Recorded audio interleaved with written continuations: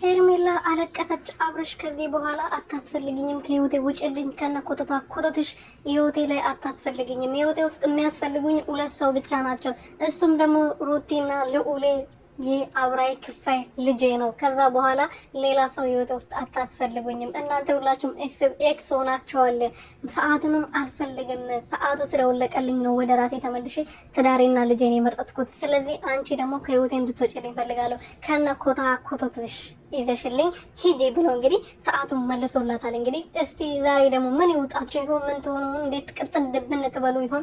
ሩትዬ ስም ለማጥፋት ሙከራ ስታደርጉ የነበረው መተቱን እሷ ናት ያደረገችው ስትሉ ለነበረው እንግዲህ መልስ ተሰጥቷቸዋል። ዛሬ አብርሽ ደህና ነው፣ በጣም ደህና ነው፣ ጤነኛ ነው። ታሟል ለምትሉት እናንተ ራሳችሁ ናቸው የታመማችሁ። አብርሽ ምንም አልሆነም። በቃ ራሱን ሆነ ልጁና ሚስቱ መረጠ፣ አለቀ፣ ደቀቀ።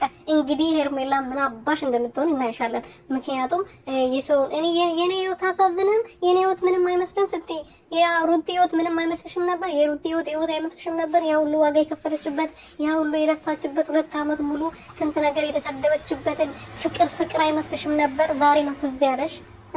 ዛሬ ነው ህይወት መሆኑ ትዝ ያለሽ? እሰይ ይበልሽ።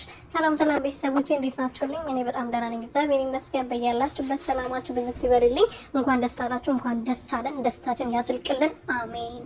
እንግዲህ አብርሽ ከዛሬ ከይፋዬ ጋር መጥቶ ሰዓቱን መተት የተሰራበት ሰዓት ወደ ባለቤቱ መልሷል። እንግዲህ ከነ መተትሽ ከነ ምንሽ ሰዓቱን ይዘሽ ከወንድም ህይወት ውልቅ በይ ከነ ቆጦትሽ ብሏታል። ይፋዬ የኔ ቀብራራ የኔ ጠንበለል ማለት ነው። የሩትዬ መከታ ወንድም የአብርሽ ወንድም ማለት ነው። አንዳንዶቻቸው ደግሞ ቀዳዶች ሁላ ማለት ነው።